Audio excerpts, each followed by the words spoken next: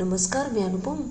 हमने पिछले वीडियो में क्या पढ़ सीखा था कि अपना जो व्याकरण है ना, व्याकरण की क्यों आवश्यकता है और व्याकरण के हमने कितने अंग किए थे, विभाजित किया था, यानी वर्ण विचार, शब्द विचार और अपना वाक्य विचार। ठीक है, तो वर्ण पर विचार करते हैं कि अब यहाँ वर्णमाला पढ़ने से पहले मैं आपको बोलती हूँ कि भाई जब बच्चा छोटा होता है और बोलना शुरू करता है, आरंभ करता है, तो मुख से कुछ ध्वनियाँ हमारी निकलती है उस बच्चे के मुंह से, जिनका कोई अर्थ नहीं होता, परंतु धीरे धीरे क्या होता है कि जो सार्थक ध्वनियों द्वारा वो शब्द का उच्चारण करता है और शब्द से वो वाक्य बनाना शुरू कर देता है। ठीक है, तो इस तरह से किसी भी भाषा को सीखने के लिए हमको क्या चाहिए, उसके ध्वनि समूह को भी सीखना जरूरी है। ठीक है, यही ध्वनियाँ क्या कहलाती हैं, हमारी वर्ण या अक्षर कहलाती हैं।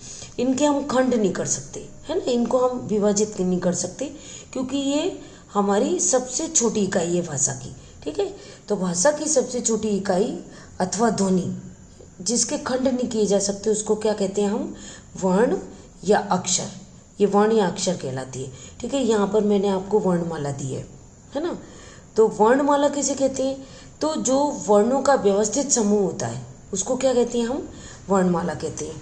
यहाँ वर्णों के व्यवस्थित मैंने यहाँ पर वर्णों का व्यवस्थित समूह दिया है कि अ, आ, ई, उ, ये पूरी वर्णमाला उच्चारण हम आगे सीखेंगे इसको। ठीक है, ये मैंने यहाँ पर आपको बताया है कि यानी वर्णमाला में कौन आएगा, हमारा स्वर भी आएंगे और हमारे व्यंजन भी।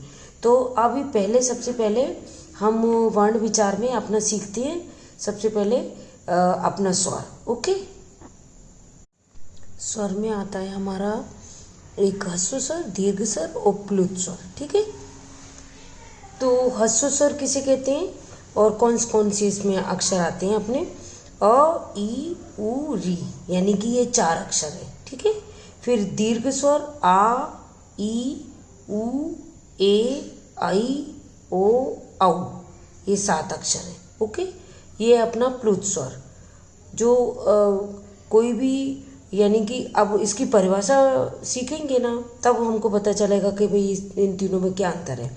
ठीक है, अब ह्रस्व स्वर क्या है कि जिन स्वरों के उच्चारण में हमको बहुत कम, यानी कि एक मात्रा का समय लगता है, तो उसको कहेंगे हम ह्रस्व स्वर। जैसे अ, ठीक है, इसकी तो मात्रा नहीं होती है, ई, उ, ठीक है, कम समय लग रहा है। और दीर्घ स्वर हम किसे कहेंगे कि जिन स्वरों के उच्चारण में ह्रस्व स्वर से, है ना, और दुगना समय लगता है, यानी कि 2 मात्राओं का उच्चारण हो, इतना समय लगे, तो उसको क्या कहलाएंगे, हमारे दीर्घ स्वर कहलाएंगे। ओके, अब हमारा आता है प्लुत स्वर। तो प्लुत स्वर क्या है कि जिन स्वरों के उच्चारण में दीर्घ स्वरों से भी अधिक और समय लगता है, तो वो क्या कहलाएंगे, प्लुत स्वर। ठीक है, अब इसका उच्चारण करके देखते हैं, अ, ई, उ, री। ठीक है, फिर आ, ई, उ, ए, आई, ओ, औ, ये 7 है। अब इसका ओम, है ना, आपने सुना तो होगा, श्लोक वगैरह में आता है, हे, तो इससे ज़्यादा ए का उच्चारण हो रहा है, यानी कि जो मात्रा है ना, उसके बाद में राम, यदि मैं यहाँ पर भी लगा देती। अब इसमें क्या है, हमको अक्षरों पर ही शिरोरेखा खींचनी है, इसके ऊपर नहीं खींचनी है। ठीक है, और तो ये हमारा दीर्घ स्वर से हमारा इसमें भी दोगुना समय लग रहा है। अब हम समझते हैं कि भाई इसकी मात्राएं कौन सी हैं। ठीक है, मात्राएं देखते हैं, ये अपनी स्वरों की मात्राएं। ठीक है, तो दीर्घ स्वर और अपना ह्रस्व स्वर, दीर्घ स्वर और प्लुत स्वर हमने देख लिया, उच्चारण हमने करके देख लिया, और मैंने आपको अक्षर भी बता दिए थे कि भाई कितने कितने आते हैं, वो 4 हैं और दूसरे 7 हैं। ठीक है, तो इस तरह से आ गया। अब हम इसके शब्द भी देख लेते हैं। मैंने यहाँ शब्द लिखे नहीं है, हम लिखते जाएंगे। ओके, अभी जैसे अ, है ना, इसका हमने उच्चारण, इसकी कोई मात्रा नहीं है, तो स, म, र। दूसरा यदि लेंगे तो क, म, ल, ठीक है, ले सकते हैं। और फिर अपना दूसरा आया, ये अपना दीर्घ स्वर में आया, तो इसका आ, एक यहाँ पर आपको लाइन खींचनी है। ठीक है, इसका उच्चारण होगा खाना, है ना, जाना। है ना, लाना। तो आ गई समझ में। छोटी ई की मात्रा, इसको इस तरह से हम लगाएंगे। तो इसका एक शब्द हम देख लेते हैं। जैसे मैंने लिखा, मैंने कोई लिखा, है ना, और बाई चांस आ गया ये शब्द, ठीक है, लिखा, तो छोटी ई की मात्रा आ गई। अब बड़ी ई की मात्रा हम देखते हैं। जैसे ये इस तरफ लगाएंगे, है ना, जैसे मैंने लिखा कीड़ा, ओके, कीड़ा, बड़ी ई की मात्रा, छोटी ऊ की मात्रा। यहाँ पर इस तरह से ये मात्रा लगाएंगे। तो इसकी मात्रा का हम कोई शब्द देखते हैं। जैसे मैंने लिखा सुबह, है ना, सुबह, तो ये अपना शब्द हो गया। दूसरा इसका हम बड़े ऊ की मात्रा तो इस तरह से लगाएंगे, वो भी शब्द के ये नीचे लगाएंगे, ठीक है, ये भी शब्द के नीचे लगाएंगे। तो यहाँ लगाते हैं हम। एक शब्द लिखती हूँ मैं, धूल, फूल, बहुत सारे शब्द हो सकते हैं, ठीक है। अब इसकी मात्रा को देखते हैं।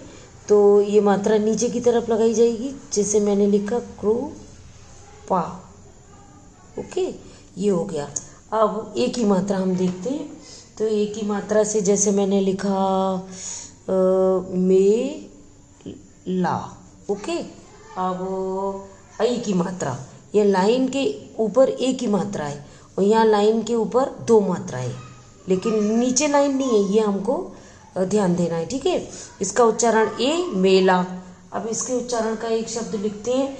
जैसे इसका आई बराबर, तो बैल बराबर, दो मात्रा आ गई। अब हमारा क्या रह गया, ओ।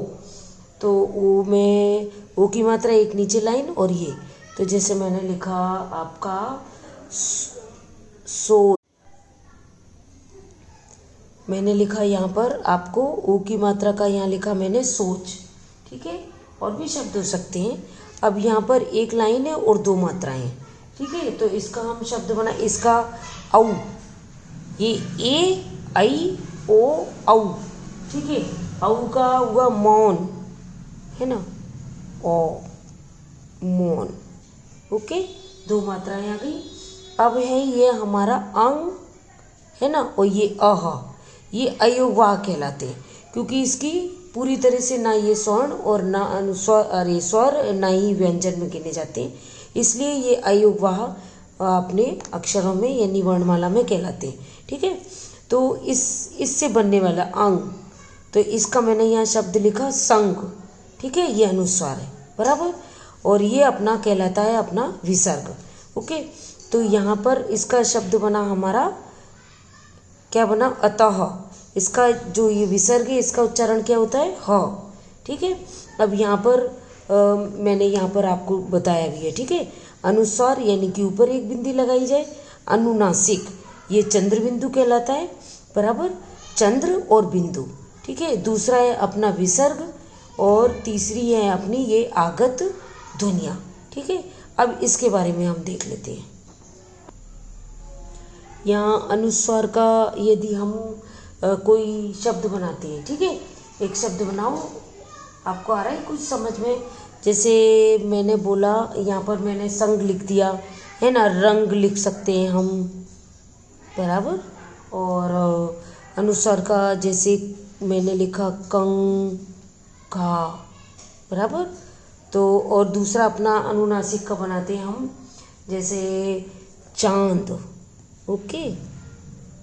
ये क्या, इसको हम क्या बोलते हैं, अनुनासिक या चंद्र बिंदु, बिंदु भी है यहाँ पर, ठीक है। इस तरह से हम पूरी तरह से इसको चांद और ये बिंदु बनाकर, और इसका उच्चारण होता है चांद, ओके।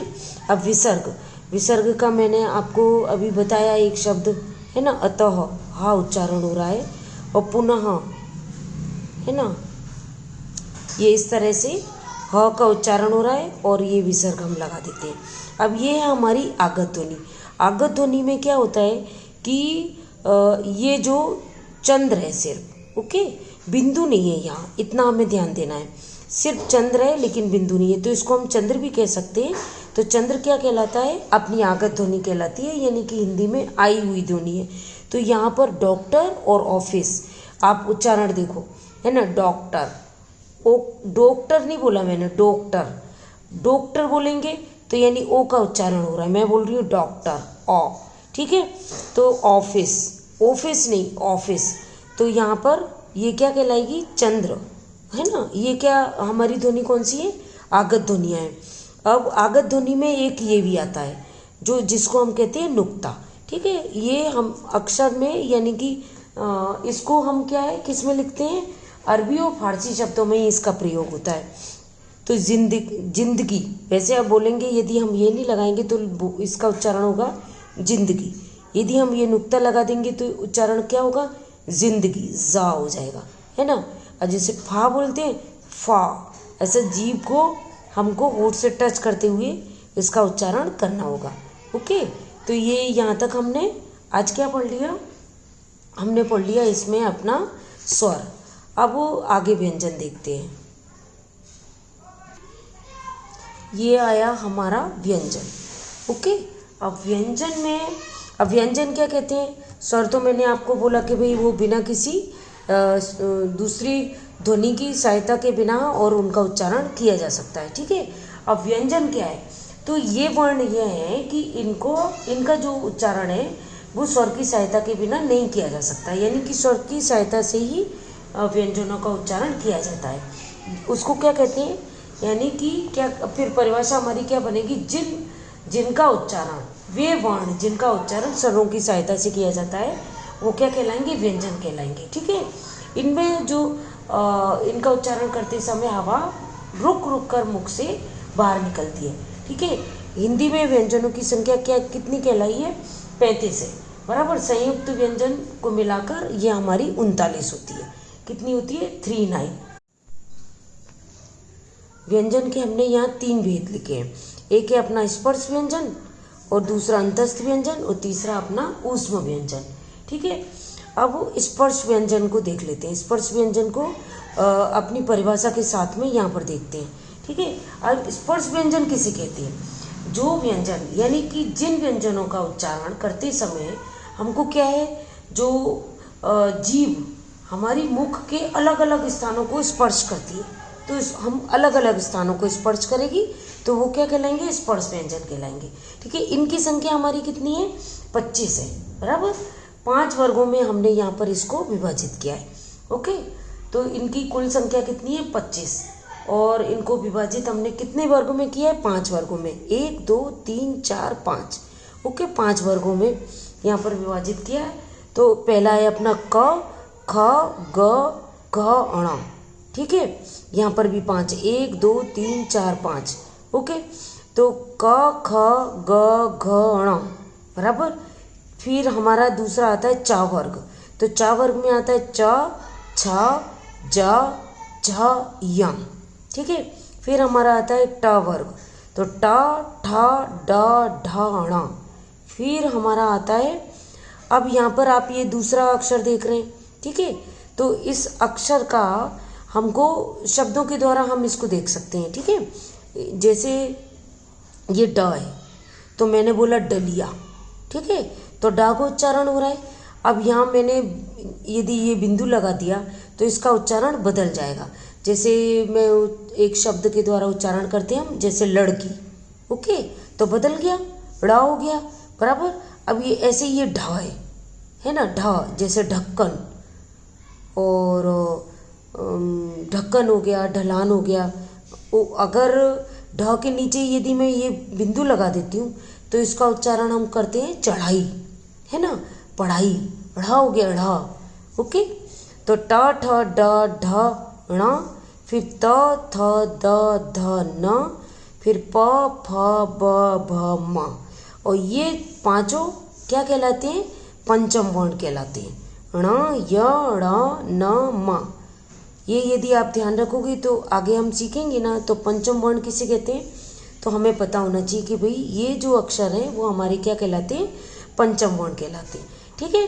तो यहाँ हमने क वर्ग, च वर्ग, और ये कौन से थे हमारे, स्पर्श व्यंजन। स्पर्श व्यंजन दोबारा हम रिपीट कर लेते हैं कि भाई जीभ जो है, जिन व्यंजनों का उच्चारण करते समय हमारी जीभ मुख के अलग अलग भागों को, स्थानों को यदि स्पर्श करती है तो वो हम क्या कहते हैं, हमको उसको कहते हैं स्पर्श व्यंजन, ओके। और जो इसका जो वर्ग है ना, वर्ग के आधार पर ही यहाँ पर आपको व्यंजन दिए गए हैं। का वर्ग, तो ये पूरे जो 5 अक्षर हैं वो किसके अंदर आते हैं? का वर्ग के अंदर। ये 5 इसके अंदर, ये इसके अंदर, तो ये वर्ग है और इसके अंदर ये वाले अक्षर आते हैं। ओके, अब स्पर्श व्यंजन हमने पढ़ लिया। अब हम आते हैं अपने अंतस्थ व्यंजन पर। ठीक है, तो अंतस्थ व्यंजन किसे कहते हैं? अंतस्थ व्यंजन जिनके उच्चारण में, इनके उच्चारण में हमको क्या है, वायु का अवरोध बहुत कम समय के लिए होता है। ठीक है, जिन व्यंजनों के उच्चारण में जीभ के मुख के किसी भी भाग को पूरी तरह से स्पर्श नहीं करती है जीभ, है ना, मुख के किसी भी भाग को पूरी तरह से स्पर्श नहीं करती, तो उसको कहते हैं हम अंतस्थ व्यंजन। ठीक है, इनकी संख्या कितनी है? 4 है। यहाँ पर 25 थी। ओके, तो वो कौन कौन से हैं? य, र, ल, व, ये क्या कहलाएंगे? अंतस्थ व्यंजन। यानी कि उच्चारण में जीभ मुख के किसी भी भाग को पूरी तरह से स्पर्श नहीं करती, तो वो व्यंजन क्या कहलाते हैं? हमारे अंतस्थ व्यंजन। अब हमारा आता है ऊष्म व्यंजन। ठीक है, ऊष्म व्यंजन कौन से? हमारा श, स, ह, बराबर। तो श, स, ये हमारे, इनकी संख्या हमारी कितनी है? 4 है, बराबर। अब ऊष्म व्यंजन किसे कहते हैं? जिन व्यंजनों के उच्चारण में मुंह से रगड़ खाने के बाद में हवा में गर्मी यानी कि ऊष्मा, है ना, ऊष्मा सी पैदा होती है, तो वो क्या कहलाती है? ऊष्म व्यंजन। यानी रगड़ खाने के बाद में हम इसका उच्चारण करते हैं, तो ये क्या, ये हमारे कितने हैं? ये भी हमारे 4 है। ठीक है, अब हमारा आता है संयुक्त व्यंजन। तो संयुक्त व्यंजन में ये भी हमारे 4 हैं, ये श्रव और छ, त्र, ज्ञ। ठीक है, अब संयुक्त व्यंजन किसे कहते हैं? एक से अधिक, है ना, यहाँ हम संयुक्त व्यंजन यानी श्रव, छ, त्र, ज्ञ। ठीक है, ये अपने क्या है? संयुक्त व्यंजन कहलाते हैं। अब आप कहेंगे कि भाई संयुक्त व्यंजन किसे कहते हैं? तो एक से अधिक व्यंजनों के मेल से बने जो व्यंजनों को हम क्या कहते हैं? संयुक्त व्यंजन कहते हैं। ये भी हमारे कितने हैं? 4 है। ओके, अब किसके मेल से बने? तो यहाँ हम देख लेते हैं श और र, है ना। ये अ तो मैंने इसलिए किया है क्योंकि ये उच्चारण है ना, हमारा बिना स्वर की सहायता से हम व्यंजनों को उच्चारण कर ही नहीं सकते, तो ये कहलाया स्र। फिर अपना क्या है? श, तो क और सा से मिलकर बना है ये। ठीक है, छ। अब तीसरा है अपना त्र, ये त और रा के मेल से बना है। ये मैंने आ इसलिए लगाया है क्योंकि ये हर जगह आ जुड़ेगा, क्योंकि स्वर का उच्चारण जरूरी है यदि हम इसको विच्छेद करेंगे तो। ठीक है, फिर अपना आता है ज्ञ, तो यानी कि ज और य के मेल से बना है अपना ज्ञ। अब इसका शब्द यदि आप जानना चाहेंगे तो श्र, तो हम लिख सकते हैं श्रमिक, है ना, या फिर श्राप, और यहाँ हम छ, तो क्षत्रिय, या फिर क्षमा, ये इससे शब्द बन सकते हैं।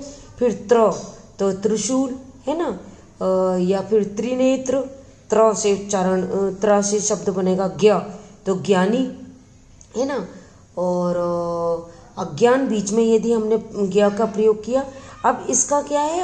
हमारा उच्चारण क्या? ज्ञ, य, यो, आपने देखा है ना, सुना ना, यो का भी उच्चारण हो रहा है इसके लिए, तो ये हमारी क्या कहलाए? संयुक्त व्यंजन। अब हमारा आता है ये दूसरा द्वित्व व्यंजन, और फिर आता है हमारा संयुक्ताक्षर, बराबर। संयुक्त व्यंजन और संयुक्ताक्षर में अंतर है। ठीक है, अब इसको हम देखते हैं। अब आप कहेंगे भाई द्वित्व व्यंजन क्या है? तो यहाँ पर क्या है कि जब स्वर रहित, है ना, व्यंजन का समान स्वर सहित व्यंजन से मेल होता है, समान स्वर जो व्यंजन है उससे मेल हो रहा है, बराबर, तो वो क्या कहलाते हैं? हमारे द्वित्व व्यंजन कहलाते हैं। जैसे यहाँ पर 2 ना हमको देखने को मिल रहे हैं, 2 ता हमको देखने को मिल रहे हैं, 2 द है, 2 चा है, तो ये हमारे द्वित्व व्यंजन कहलाए। अब हमारा आता है संयुक्ताक्षर। ठीक है, तो संयुक्ताक्षर के क्या है? जब स्वर रहित व्यंजन, है ना, स्वर रहित व्यंजन ये द, ठीक है, और अपने से अलग स्वर सहित व्यंजन से मेल होता है, यानी कि अपने से अलग दूसरा अक्षर उसका स्वर का होना चाहिए, तो वो क्या कहलाएगा? ये दोनों एक से थे। ठीक है, तो वो क्या कहलाएगा? हमारा संयुक्ताक्षर। जैसे मैंने यहाँ उदाहरण आपको दिया है, विद्या, क्योंकि, रक्त, क और ता मिलाए, यानी स लगे, ये थ लगे, यहाँ हमारे अक्षर दोनों एक से थे। ठीक है, द है, ये य है, ये य है, ये क है और या है, ठीक है, क है और ता है, ये स है, यहाँ पर लाइन करेंगे, ये स और ये था है। तो ये हमारे क्या कहलाए अपने संयुक्त अक्षर। ओके, और ये हमारे संयुक्त व्यंजन है। संयुक्त अक्षर और संयुक्त व्यंजन में हमें अंतर पता होना चाहिए, क्योंकि ये दो व्यंजन से मिलकर एक अक्षर बन रहा है। ओके, और यहाँ पर अक्षर जुड़ रहे हैं एक दूसरे में, तो ये संयुक्त अक्षर है और ये संयुक्त व्यंजन कहलाएंगे। खाली व्यंजन इसको बोलेंगे। ओके, ये भी हमारे चार है, ये भी हमारे चार है, ये भी हमारे चार है। ओके, इस तरह से अभी हमने आज क्या पढ़ लिया, स्वर और व्यंजन। ओके, अब स्वर व्यंजन को यहाँ पर मैंने एक टेबल जैसी बनाई है, उसको हम यहाँ पर देख लेते हैं। ठीक है, अब ये यहाँ पर आप अच्छी तरह से इसको देख सकते हैं। यहाँ मैंने कितने अक्षर होंगे ये भी मैंने यहाँ पर मेंशन किया है। ओके, हमने वर्णमाला पढ़ी थी, रिपीट कर रही हूँ। उसमें वर्णमाला में हमारी दो चीज़ें आई थी, एक आया था अपना स्वर, एक आया था अपना व्यंजन। यदि स्वर को हमने विभाजित किया तो हमारा क्या आया, ह्रस्व आया और दीर्घ आया। मैंने आपको प्लुत भी बताया था, बराबर, इसमें यहाँ नहीं दिया है। ओके, तो हमारा उसमें ये चार वर्ण आए अपने। ठीक है, अ ई किसमें, ह्रस्व में, दीर्घ में आए हमारे 7 वर्ण। हो गया हमारा ये। अब हमारा आता है व्यंजन के विभाग करते हैं। व्यंजन का विभाग किया तो हमारा एक आया स्पर्श व्यंजन, दूसरा अंतस्थ व्यंजन और ऊष्म व्यंजन। ठीक है, और मैंने उससे पहले आपको ध्वनि के लिए मैंने आपको बताया था कि ये आगत ध्वनि है ना, तो इस आगत ध्वनि में मैंने आपको बताया था इसमें 2 वर्ण आते हैं और उसका उच्चारण करके मैंने आपको बताया, यानी ये नुक्ता लगाया है। आगत ध्वनि क्या है, ये जो नुक्ते का प्रयोग करते हैं। ठीक है, और एक और हम मैंने आपको सिर्फ चंद्र बताया था, वो भी आगत ध्वनि है। ये 2 वर्ण है, 2 वर्णों में ही इसका नुक्ते का प्रयोग किया जाता है। ठीक है, ये है हमारे संयुक्ताक्षर छ, त्र, ज्ञ और स्र। तो ये हमारे 4 वर्ण है। ठीक है, ये ऊष्म व्यंजन, ये 4 वर्ण है। ये हमारे य, र, ल, व अंतस्थ व्यंजन, ये 4 वर्ण है। ये स्पर्श व्यंजन में हमारे हैं टोटल 27 क्यों है भाई, मैंने आपको पढ़ते समय आपको बताया था, ड़ जैसे लड़की है ना, और ये चढ़ाई पढ़ाई ये इसमें शामिल कर दिए गए, इसलिए हमारे ये 27 हो गए।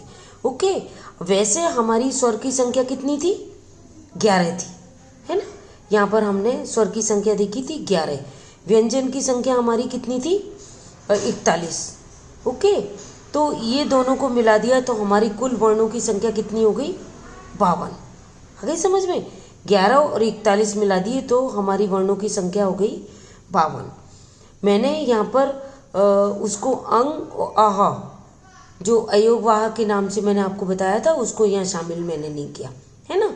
ठीक है, तो इस तरह से आज हमने क्या पढ़ लिया, इस तरह से आज हमारा वर्ण विचार यहीं पर पूरा होता है। ठीक है, इसमें हमने स्वर और व्यंजन और मात्राओं के बारे में भी जानकारी ले ली। ठीक है, यदि आपको मेरी वीडियो या जानकारी पसंद आए तो लाइक शेयर ज़रूर करिएगा और मेरे चैनल को सब्सक्राइब भी करिए। फिर वर्ण विचार के बाद अगली वीडियो लेकर मैं उपस्थित होती हूँ कि इसके बाद हम कौन सा हमारा स्टेप है उसको हम आगे की वीडियो में देखें। वर्ण विचार के बाद मैं सोचती हूँ कि हमारी जो स्वर संबंधी जो अशुद्धियाँ होती हैं, ठीक है, उसके बारे में मैं नेक्स्ट वीडियो में आपको बताऊंगी।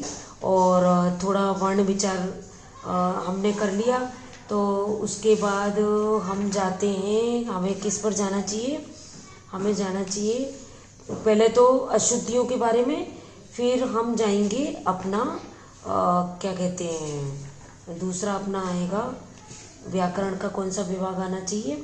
हमने वर्ण विचार किए तो बाद में हमारा शब्द विचार था, तो शब्द विचार, लेकिन वर्ण विचार के बाद में मैं सोचती हूँ कि पहले जो हमारी अशुद्धियाँ होती हैं उसके बारे में हम चर्चा कर लेंगे, उसके बाद में हम शब्द विचार में जाएंगे और उसका वर्गीकरण करते हुए हम 2-3 भागों में उसको विभाजित करेंगे।